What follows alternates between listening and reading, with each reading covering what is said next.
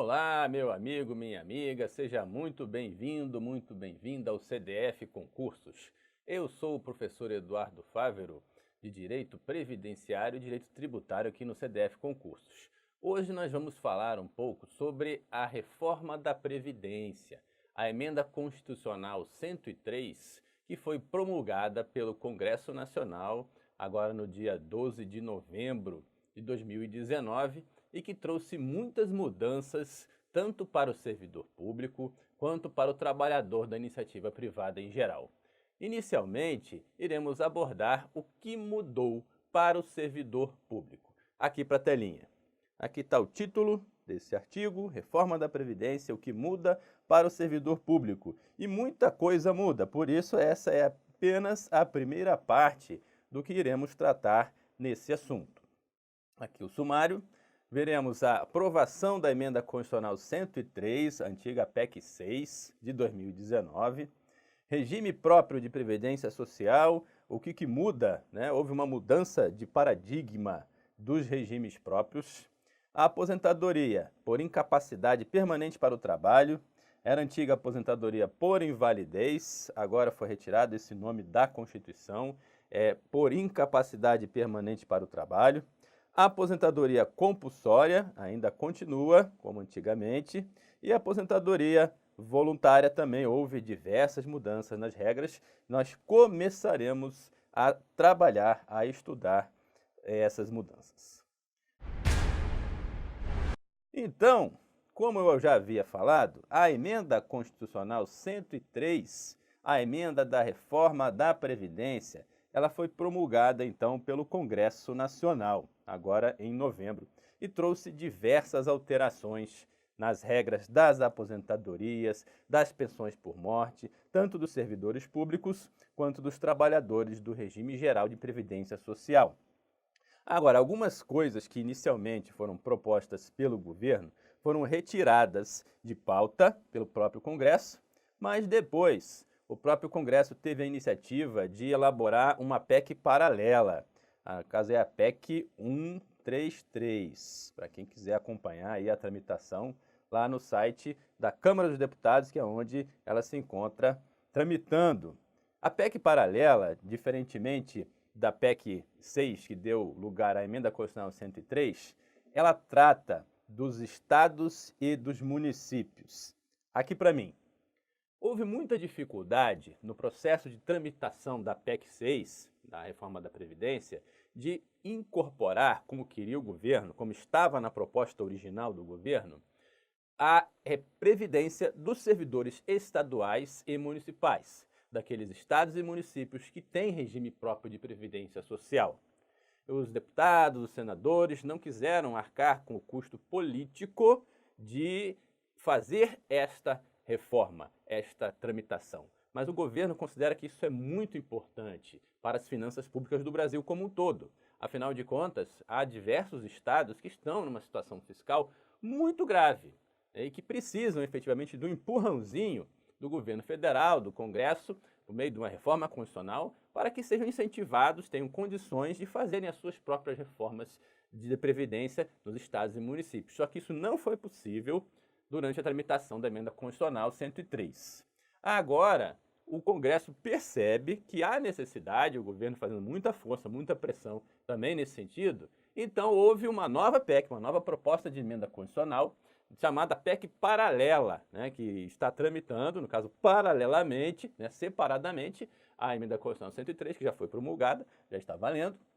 Inclusive, né, teremos muitos artigos, nossas aulas todas serão revisadas justamente para incorporar esses novos mandamentos constitucionais, essas novas regras que já estão valendo. E a PEC paralela também vai trazer bastante novidade, né? Inclusive há um risco aí de retrocesso, né, de retorno, muitas coisas em que se avançou, muitas reformas que foram adotadas na Emenda Constitucional 103 correm o risco, né, da PEC paralela, então, voltar em alguns aspectos. É importante, nós estaremos ligados e trazendo para vocês as novidades sobre esse assunto. Mas o mote, o objetivo principal dessa PEC paralela é incorporar os estados e municípios na reforma também, né, para que eles possam seguir as mesmas regras dos servidores da União, e também ajudar aí nesse processo de equilíbrio das contas públicas, de equilíbrio fiscal dos estados e municípios, que muitos deles estão numa situação muito ruim, muito complicado, o pessoal atrasando pagamento de salário, pagamento de 13º,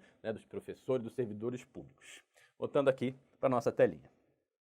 Obviamente, todas essas mudanças na Constituição vão ocasionar um processo de alteração das leis básicas do direito previdenciário, que são a 8.212, que tem lá o nosso plano de custeio, né, da Seguridade Social, e a 8.213 de 91, que traz aí o nosso plano de benefícios, né, um impacto direto nas regras dessas leis, e já está sendo realizado esse processo. Assim que essas leis forem alteradas, obviamente por outras leis ordinárias, nós também daremos notícia a vocês por meio de artigo e atualização aí das nossas aulas, dos nossos minicursos. Regime próprio de previdência social, né? Há uma mudança de paradigma. O regime próprio não é mais garantido para o servidor público. Aqui para mim, o que isso quer dizer? Antes da emenda constitucional 103, a Constituição dizia claramente que estava assegurado um regime próprio para o servidor público titular de cargo efetivo. Ou seja, a União, os estados, os municípios eram incentivados, até mesmo obrigados pela Constituição anterior, a institucionalizarem um regime próprio para os seus servidores. Ou seja, havia um incentivo expresso na Constituição para tanto. O que acontece? Devido à situação complicada dos estados e municípios, fiscalmente falando, se chega à conclusão que o regime próprio é uma coisa complicada de você administrar. Os governantes usam muitas vezes isso politicamente. Então, o governo federal resolveu dar um basta e na proposta da PEC 6 houve então uma alteração, tirando do artigo 40 da Constituição, que é o artigo base que fala de RPPS, de regime próprio de previdência social, dessa obrigatoriedade. Volta aqui para a telinha. Como é que era antes, então? Antes, o artigo 40 era assim: aos servidores titulares de cargos efetivos da União, dos Estados, do DF e dos municípios, incluídas suas autarquias e fundações, é assegurado um regime de previdência de caráter contributivo e solidário. Isso era antes, tá? Agora, o 40, ele não trata mais disso. Ele simplesmente diz que o RPPS dos servidores terá um caráter contributivo e solidário. Vamos relembrar o que é o caráter contributivo e solidário? Bom, o contributivo é porque vai ter a participação lá do próprio servidor, até do aposentado, do pensionista, e vão contribuir para a manutenção do regime próprio. E é solidário porque o próprio ente federativo também estará contribuindo. E vão ser observados critérios que preservem o equilíbrio financeiro, ou seja, um equilíbrio a curto prazo, receita pelo menos igual à despesa, e atuarial, o equilíbrio aí de médio e longo prazo baseado em projeções atuariais. Aqui para mim, perceba então que as características do RPPS, as características gerais, foram mantidas, mas se tirou do texto a questão da obrigatoriedade de assegurar ao servidor público a existência de um regime próprio, porque a intenção, obviamente, está aí por trás, que todos os servidores públicos acabem entrando numa espécie de RGPS, com o teto do RGPS, e o que ele quiser ganhar além disso, ele então procure uma previdência complementar. Veremos que a própria Constituição, nessa reforma, incentiva a criação desses regimes de previdência complementares para o servidor público, tanto por meio de entidades fechadas, que era a regra anterior, mas permitindo agora, inclusive, que entidades abertas ofereçam esses serviços. Tá? Isso ainda tem que ser regulamentado, mas a ideia é justamente abrir esse mercado para as entidades abertas de previdência complementar. Voltando aqui para a nossa telinha. Essa vedação do novo RPPS, ela foi instituída no artigo 40 por um novo parágrafo. Agora nós temos o parágrafo 22, ou seja, além de não ser mais assegurado ao servidor público um regime próprio de previdência social, ou seja, quem está já está, quem não está, não vai estar mais, porque os municípios, nós temos aí mais de 3.000 municípios que não têm o seu RPPS, eles não poderão criar os seus RPPS. Está lá no parágrafo 22. Isso é uma novidade da emenda constitucional 103. vedada a instituição de novos regimes próprios de previdência social. Lei Complementar Federal vai estabelecer para os que já existam normas gerais de organização, de funcionamento e responsabilidade em sua gestão. Hoje em dia nós já temos uma lei, a 9717, que ela trata dessa questão dos regimes próprios de previdência social, estabelecendo critérios de funcionamento, mas verificou que ela é insuficiente. Então vai ter a edição de uma lei complementar federal que vai estabelecer, então, de forma mais clara, essas normas gerais de organização de funcionamento desses regimes próprios. E está vedada, então, a instituição de novos regimes próprios de previdência social no Brasil. Quem criou, criou. Quem não criou, não cria mais. Vamos ver agora como ficou a aposentadoria do servidor público federal. Na verdade, o artigo 40, ele é para toda a federação, mas nós veremos que nessa reforma da Previdência sempre há um artigozinho dizendo que só vale para o da União, que o estadual e o municipal vão ter a lei própria, justamente porque não houve condições de obrigar, na emenda constitucional 103, que os estaduais e os municipais já sejam incorporados nessas regras, havendo então a tramitação aí da PEC paralela. Mas vamos então às regras do servidor federal, que a diretriz é que isso valha também tudo para o estadual e municipal também, tá? Mas há 3 formas do servidor, então, se aposentar. Aqui para mim, quais são essas 3 formas? Primeiro, obviamente, que se na sua atividade laborativa, durante a sua vida como servidor público, houver uma doença, um acidente, que fizer com que ele fique incapacitado para exercer a sua atividade laboral, então não tem como exercer, então ele vai ser aposentado por incapacidade permanente para o trabalho, vai ser avaliado. Inclusive, houve uma modificação na Constituição também, por conta da PEC 6, da emenda constitucional 103, dando maior ênfase ao Instituto da Reabilitação, permitindo que o servidor público seja realocado de um cargo para outro, mantendo a remuneração daquele cargo, do seu cargo original, mas que nesse cargo ele tem uma limitação na sua capacidade, mas esse cargo, as atribuições são mais simples, ou se adequam melhor à sua limitação, então ele pode ser removido de um cargo colocado em outro cargo, com a remuneração do cargo original, para aproveitar o servidor que tenha necessidades especiais, onde ele puder ser útil, puder continuar contribuindo com o seu trabalho em benefício da sociedade. O fato é que, caso não tenha condição de trabalhar em lugar nenhum da administração pública, então ele vai ser aposentado de forma por incapacidade permanente para o trabalho. Essa é a primeira forma. Agora, tudo ocorreu normalmente, o servidor gosta do seu trabalho, mas quando atinge 75 anos, ele é obrigado a ir para casa. É a chamada aposentadoria compulsória. E a grande questão é que nessa aposentadoria, ele não tem direito, caso não atenda aos demais requisitos, da aposentadoria integral. Aposentadoria integral, essa ideia de integralidade, é uma coisa que vai ficar no passado. Ela está apenas em regras de transição. Os servidores públicos que entraram já há mais tempo. Os novos já não têm mais isso. Os que entrarem daqui para frente não terão mais isso.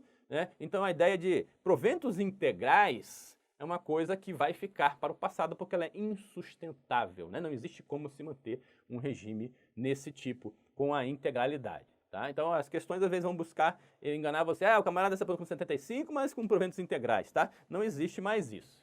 Ele vai entrar nessa regra se tiver direito adquirido, de outras, se já tiver atingido uma regra de transição que permita a integralidade, mas, obviamente, para os novos, para quem está entrando, para os que já entraram desde 2012, 2013 para cá, depois da instituição do FUNPRESP, não existe mais essa ideia, essa possibilidade da integralidade, de receber tudo exatamente o que você ganhava quando estava na ativa. E a terceira forma é justamente a que é mais utilizada, a chamada aposentadoria voluntária, que a emenda trouxe, então, novas regras, uma idade mínima estabelecida tanto para homens quanto para mulheres, algumas exceções aí para policiais, professores, algumas outras categorias relacionadas à segurança pública.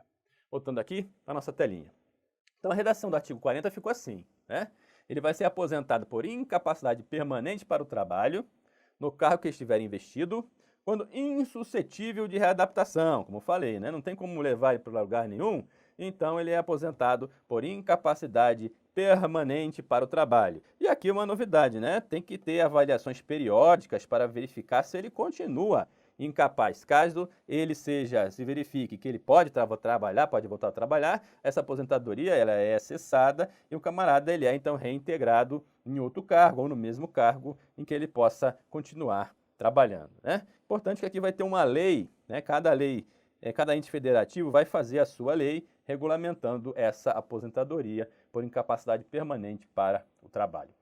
Aqui está a aposentadoria compulsória, né? E a Constituição ainda deixou uma redação meio esquisita, né? Porque ela coloca duas idades para ser compulsória, né? É aos 70, aos 75 anos. Na verdade, obviamente, a Lei Complementar 152, ela define aqui 50 anos de idade, né? Também com proventos proporcionais para a aposentadoria compulsória. Então, 75 anos é o que está efetivamente valendo para a compulsoriedade da aposentadoria do servidor público.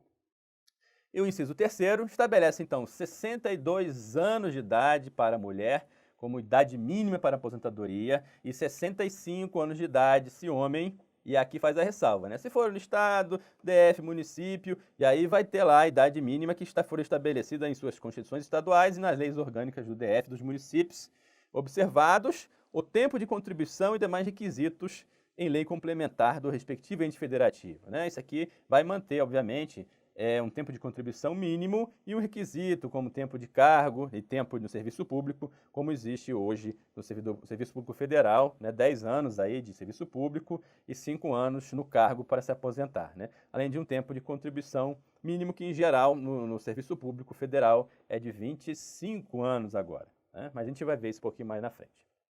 Aqui um esqueminha, então, para você gravar, para você imprimir, para você olhar todo dia até entrar na sua mente, para você ficar tranquilo isso para quando for fazer uma prova, né? Os 3 tipos de aposentadoria do servidor federal, na verdade é de todos os servidores, mas as regrinhas, os detalhes aqui vão ser estabelecidos em cada Constituição estadual, em cada lei orgânica, né? Mas para a União está valendo 62 anos, 65 anos para o homem, há um tempo mínimo de contribuição, né? E outros requisitos também, 75 anos a compulsória e incapacidade permanente se for insuscetível de recuperação e haverá a realização de avaliações periódicas. Aqui uma questãozinha de prova para você. No que se refere ao regime próprio de previdência social, é correto afirmar, né, sua aposentadoria do servidor público. O regime próprio de previdência social dos servidores titulares de cargos efetivos terá caráter contributivo e solidário? Sim. Mediante contribuição do ente federativo? Sim, é solidário. Dos servidores ativos apenas? Não. Você tem também os pensionistas e os aposentados. Por isso, a letra A está incorreta. Letra B, o servidor público será aposentado por incapacidade permanente para o trabalho, é o primeiro tipo de aposentadoria, na verdade, no cargo em que estiver investido, quando insuscetível de readaptação, quando não puder ser deslocado para outro cargo, beleza, hipótese em que será obrigatória a realização de avaliações periódicas para a verificação da continuidade das condições na forma da lei, é exatamente isso que vai acontecer.